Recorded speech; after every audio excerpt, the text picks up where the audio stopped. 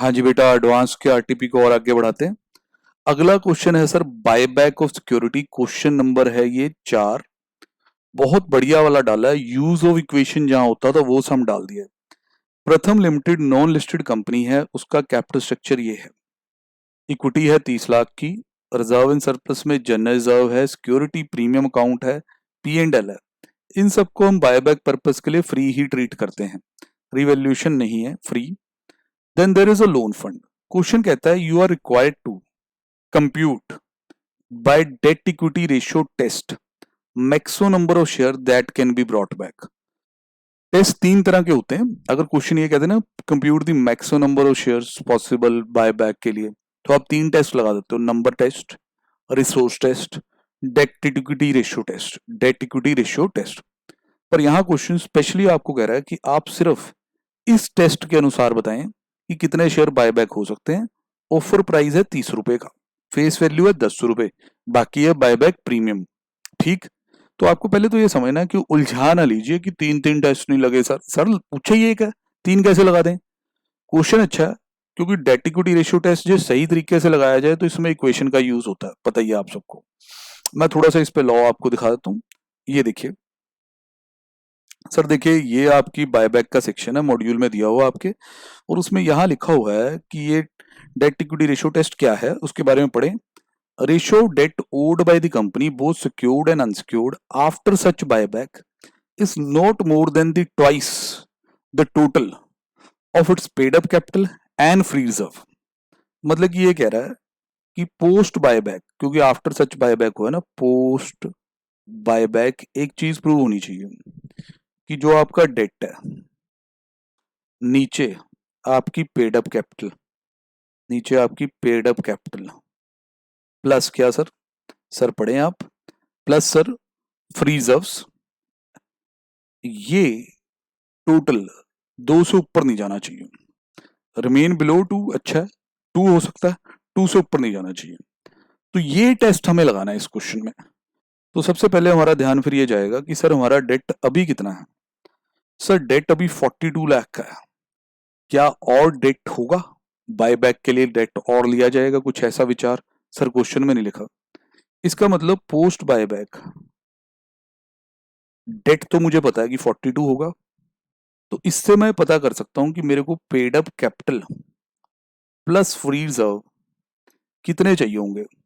Sir paid up capital plus free reserve आपको 21 लाख तो कम से कम चाहिए होगा, ताकि आपकी रेशियो 2 तक ही रहे। ये स्टेप इंस्टीट्यूट ने सबसे पहले हमें आंसर में दिखाया। ये देखिए डेट इक्विटी टेस्ट। अब आप इंस्टीट्यूट का आंसर देख रहे हैं, तो उसमें उन्होंने सबसे पहले लोन फंड उठाए, फिर 2:1 मेंटेन करने के लिए कह दिया 21 लाख। मतलब 21 लाख की क्या चाहिए आपको, paid up capital and free reserves. अब ये बिफोर बायबैक चेक कर रहा है कि ये चीजें हमारे पास कितनी है। बिफोर बायबैक आपकी paid up capital plus free reserve का टोटल क्या है, ये चेक कर रहा है। उसके लिए सर इसने डाटा देखा, पेड अप कैपिटल है सर 30 लाख, 30 लाख में इसने जोड़ा अगला एलिमेंट फ्री रिजर्व का जनरल रिजर्व 3250, सर 32,50,000। फिर सर अगला element that is security premium account 6 lakh, P and L 430। तो मेरे को ये दोनों इकट्ठे अलाउ कीजिए, 6 और 430। इसका मतलब आज ये 30 32.50 प्लस 6 प्लस 4.30 72.80 है। मतलब जो चीज आपको बायबैक करने के बाद 21 लाख कम से कम मेंटेन करनी है, वो आज 7280 है। ठीक है, अब कई बार बंदा इसमें बड़ा लाइटली ले लेता है, जिसको इक्वेशन का ज्ञान नहीं है उस बंदे को, वो कहता है कि देखो जी paid up capital plus free reserve before buyback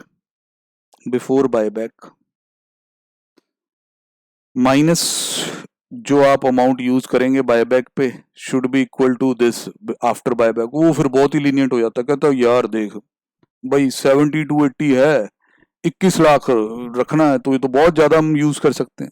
नहीं बेटा, इतना आसान नहीं है ना। किसी जमाने में होता था, क्लास जब तुमने मेरे पास लगाई तो मैंने पुराने वो आंसर खोल खोल के भी दिखाए। पूरा बताया भी कि इंस्टीट्यूट ने एक्स वाई मेथड कहाँ से बनाया। अब आरटीपी में उतनी लंबी चर्चा ना ही करूं तो ठीक है, बात बहुत लंबी निकल जानी फिर।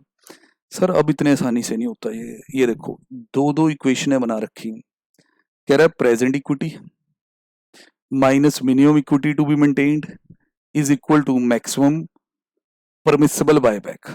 अगर प्रेजेंट इक्विटी के साथ ये माइनस ना लिखा हो तो कितना आसान है ना, 72 80 माइनस 21 लाख कर लो जी यूज।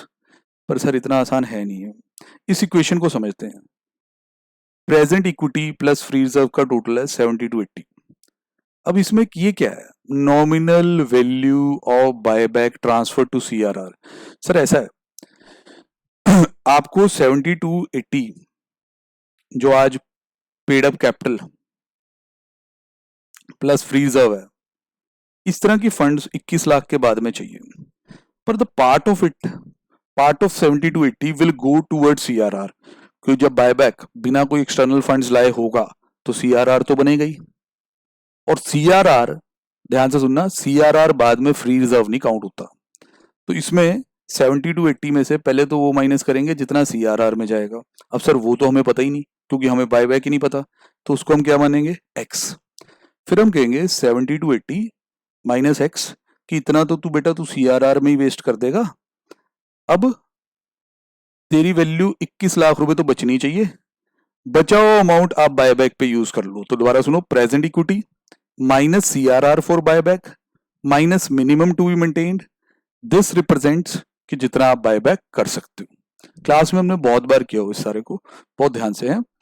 अब ये इक्वेशन सिंप्लीफाई करके इतनी बन गई। सर इससे क्या होगा, कुछ भी नहीं होगा, सिंगल इक्वेशन में एक्स वाई कहां से सॉल्व हो जाएगा। सर अब इक्वेशन नंबर 2 का चमत्कार देखें ना।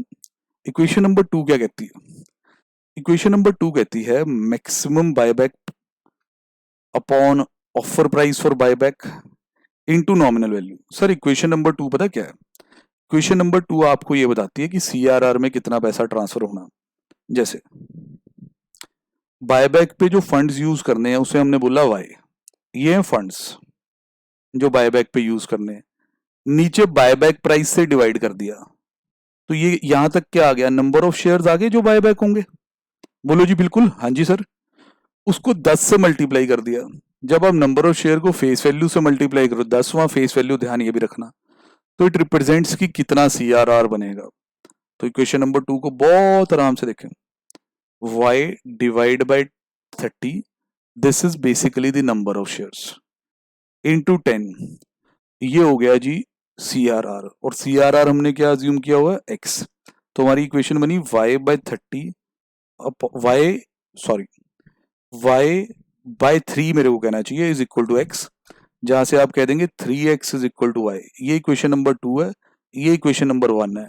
इन दोनों को सॉल्व करके x और y के आंसर आपके आ जाएंगे, x और y के आंसर आपके आ जाएंगे। where the x will represent the CRR on account of buyback, y will represent कि बायबैक पे कितना पैसा यूज हो रहा है। ऑब्वियस सी बात है कि जो x है वो काफी छोटा है एज कम्पेयर टू y, समझे कि नहीं, क्योंकि that is basically the nominal value, y is the wholesome thing, जितना टोटल खर्चा। शेयर की नंबरिंग आप दोनों में से किसी से भी निकलवा सकते हो, ठीक है। अब शेयर की नंबरिंग यहां से निकालनी हो तो इसे डिवाइड बाय 10 कर लें, समझे कि नहीं, सीआरआर से। इससे निकालनी हो तो डिवाइड बाय 30 कर लें बायबैक प्राइस से। अब इंस्टीट्यूट को किससे क्या करना है वो आपके सामने है। इंस्टीट्यूट को वही है कि ये फंडिंग यूज होगी जी, 30 रुपीज प्राइस है, तो 1,29,500 शेयर उन्होंने बताए। बाकी आप ये जो सीआरआर आया था उसको 10 से डिवाइड कर लो तो शेयर तो आपके तब भी आ जाते हैं। इतनी कोई बड़ी मुश्किल वाली बात इसमें कभी नहीं होती, बट आपको थोड़ी सी नॉलेज चाहिए होती है, वो हमने इसमें प्रोवाइड करती है, ठीक है सर। दोबारा एक बात ध्यान से सुन लें कि जो प्रेजेंट इक्विटी है, past of it will become ineligible, क्योंकि वो सीआरआर में ब्लॉक हो जाएगी। तो पहले present equity minus CRR minus minimum paid up capital और रिजर्व का जो टोटल चाहिए वो 21 लाख, दिस रिप्रेजेंट कि आप बायबैक पे खर्च सकते हो। अब जब इस क्वेश्चन को आप वर्डिंग में लिखते हो वहां तो ये सही लगती है, पर प्रेजेंट इक्विटी में से कितना सीआरआर में जाएगा ये तो मिस्ट्री है, कि सीआरआर तब पता चलेगा जब बायबैक के शेयर पता चलेंगे, तो इसलिए हमने इसे एक्स कर दिया। अब ऑब्वियस है कि amount available for buy back क्या हो गया, वाई। वाई के थ्रू हमने सीआरआर निकाल लिया कि अगर हम वाई रुपीज का बाय बैक करेंगे डिवाइड बाय 30, ये नंबर ऑफ शेयर्स आगे कितने बाय बैक होंगे, इनटू 10 कर दो, इतने का सीआरआर बनेगा। सीआरआर क्या सपोज किया हुआ, एक्स। तो उससे जी इक्वेशन को आराम से, उन सभी बच्चों से रिक्वेस्ट है कि जिन्होंने ये क्वेश्चन पहले ज्यादा प्रैक्टिस नहीं किया हुआ, प्लीज इसको लिख के करें, इक्वेशन बना के देखें, पूरी स्टोरी चला के देखें। कोई डाउट आए तो मेरे से डायरेक्टली भी पूछ सकते हैं। ठीक है जी बेटा, ओके जी, अगला क्वेश्चन अगली वीडियो में कवर करेंगे।